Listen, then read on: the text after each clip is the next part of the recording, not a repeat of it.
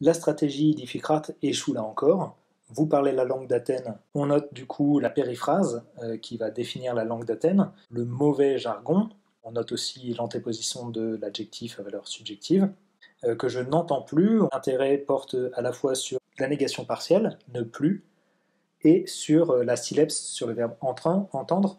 Non seulement il ne l'écoute plus, mais il ne le comprend plus, puisque sur l'île des esclaves, être esclave n'a plus de sens.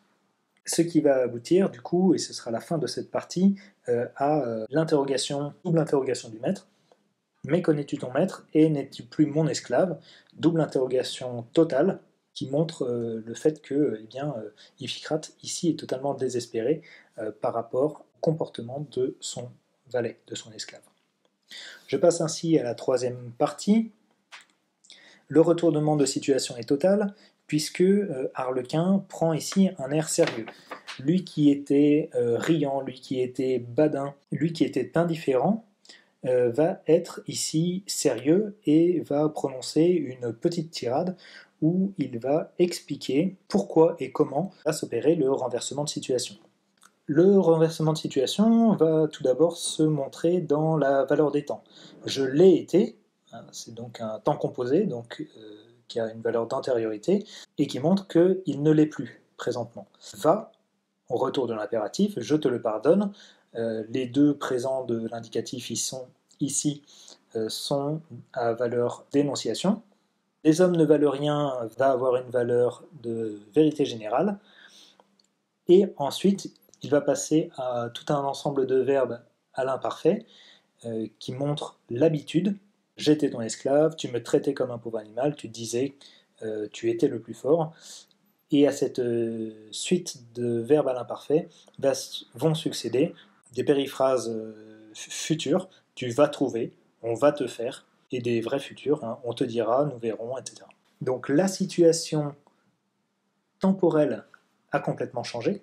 On passe d'une habitude mauvaise à une situation nouvelle. Le renversement va aussi être un renversement moral. Hein, je le confesse à ta honte.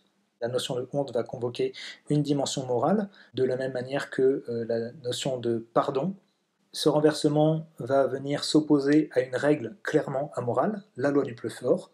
Hein, tu disais que cela était juste parce que tu étais le plus fort. Proposition subordonnée conjonctive circonstancielle de cause, parce que tu étais le plus fort, qui va justifier justement le sens de la justice, le soi-disant sens de la justice d'Iphicrate. Renversement spatial aussi, dans le pays d'Athènes qui va être opposé à ici. Et enfin, peut-être le plus important des renversements, un renversement énonciatif, puisque l'Arlequin abandonne la deuxième personne du pluriel, il ne vous voit plus son maître, mais il le tutoie, à ta honte, va, je te le pardonne, j'étais ton esclave, tu me traitais, etc. Et il va aussi abandonner le titre, maître. Au début, ligne 1, il l'appelait encore monsieur. Ligne 34, Iphicrate, nous avons le prénom seul. Enfin, le renversement va se montrer par le parallélisme, notamment autour de l'idée de justice. Tu disais que cela était juste parce que tu étais le plus fort. On te dira aussi, qui va venir renforcer le parallélisme, que cela est juste, et nous verrons ce que tu penseras de cette justice-là. Ce renversement, en fait, est là pour montrer finalement le relativisme des notions morales, le caractère relatif de la justice, qui va être redoublé par le démonstratif, cette, et la précision, cette justice-là. Tout cela va avoir une dimension didactique, hein, qui va être montrée par la succession temporelle. Quand tu auras souffert, tu seras plus raisonnable. Et la succession des futurs va avoir finalement une notion de vérité, de véracité. Tout ce qui va arriver arrivera de manière sûre, et Iphicrate deviendra un exemple de cette nouvelle règle morale, exemple qui va être présenté au conditionnel, hein, tout irait mieux dans le monde si, périphrase, ceux qui te ressemblent, donc l'intégralité des maîtres, recevaient la même leçon que toi. Donc le système conditionnel ici érige finalement Iphicrate en modèle pour l'intégralité de ceux qui lui ressemblent.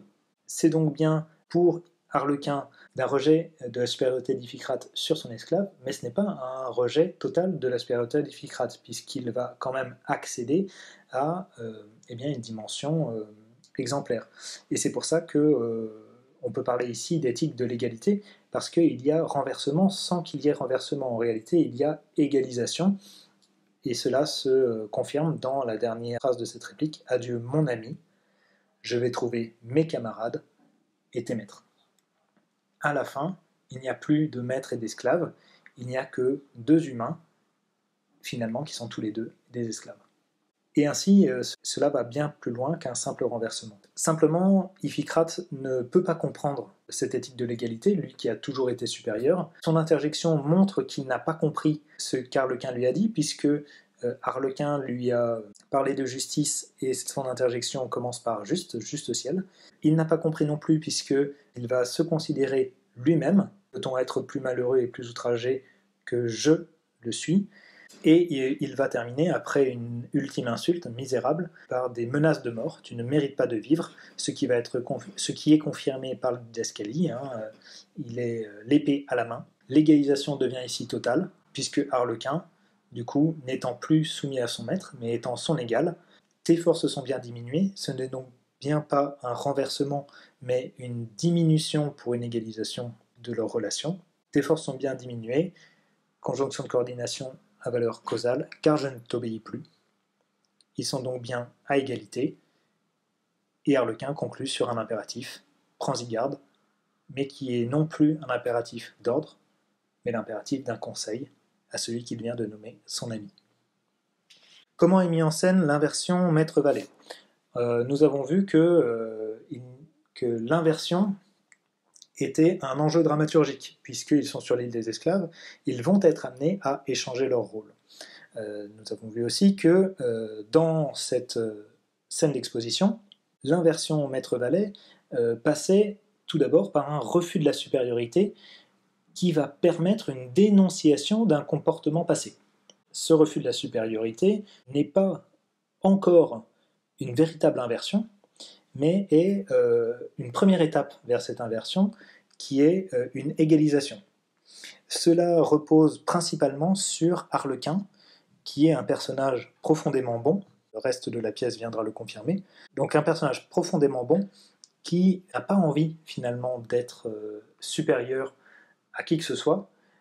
Il est un humain parmi les humains et il estime moins la supériorité sur les autres que l'égalité entre tous.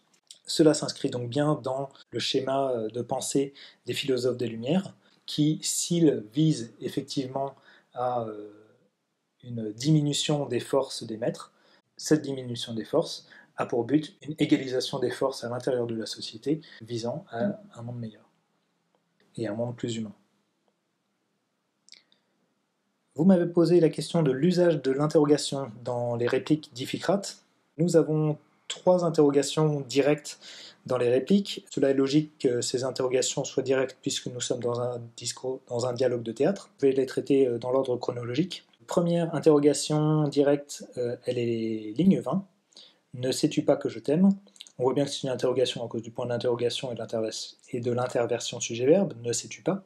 Pour ce qui est de son utilisation, on note le lexique de l'amour, je t'aime, et une question qui est posée de manière négative, ne sais-tu pas que ? En termes d'utilisation, elle rentre donc bien dans le jeu sur les sentiments du personnage et dans la stratégie de persuasion d'Iphicrate.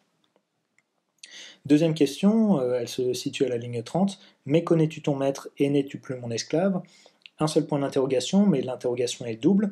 2 interrogations qui vont être jointes par la conjonction de coordination en valeur adjonctive et 2 interrogations totales, donc mais connais-tu ton maître ?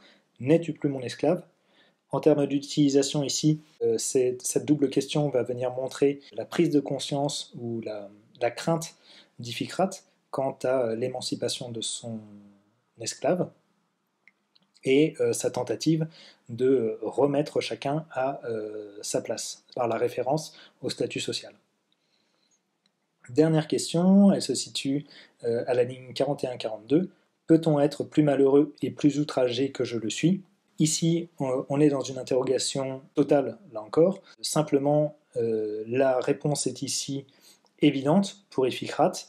On n'est donc pas dans une véritable demande d'information, mais en termes d'utilisation, on est bien plutôt dans une interrogation d'ordre rhétorique.